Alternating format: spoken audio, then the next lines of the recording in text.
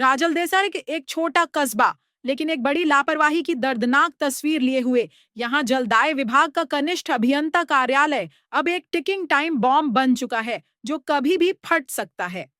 वर्ष 1970 नए यहीं से शुरुआत हुई थी इस कार्यालय की। विभाग ने भवन खड़ा किया, स्टाफ क्वार्टर्स बनाए और फिर जैसे सब कुछ भूल गया।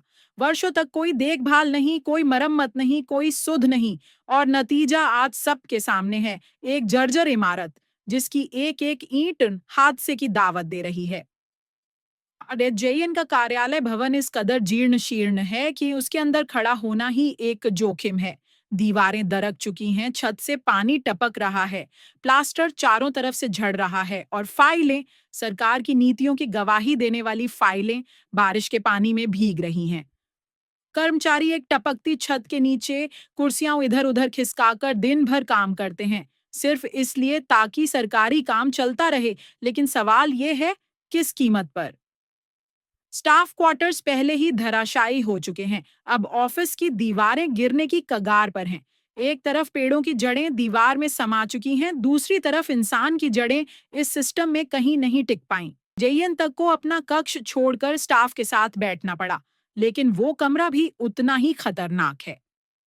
अब यह सिर्फ भवन नहीं है, यह प्रशासन की निष्क्रियता, उदासीनता और गैर जिम्मेदारी का प्रतीक बन चुका है। कनिष्ठ अभियंता रामनिवास जाट कहते हैं, हमने बार बार रिपोर्ट भेजी, अधिकारियों को हालात बताए, लेकिन कोई सुनवाई नहीं। तो क्या अब सिर्फ हादसे का इंतजार है? क्या किसी की मौत के बाद ही सरकारी कलम हिलेगी? राजल देसर के लोग पूछते हैं, क्या हमारी जिंदगी इतनी सस्ती है?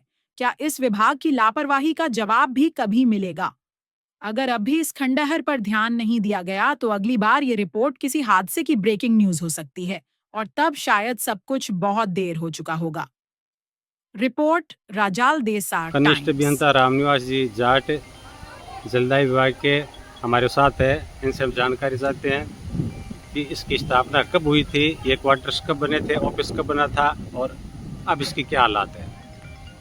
अभी हालात है वो ये है कि पुराना हो गया है और ये तकरीबन 1977-78 में बना हुआ है अप्रोक्सीमेट। और अभी इनका अनसर्विसेबल के लिए उच्च अधिकारियों को मैंने अवगत कराया है और उच्च अधिकारियों ने मेरे को रिपेयर वर्क के नाम से बोला कि रिपेयर वर्क इनका करवाएंगे और कुछ ऐसे है जो रिपेयर के लायक नहीं है, जिनको अनसर्विस करके इनको गिरा दिया जाएगा और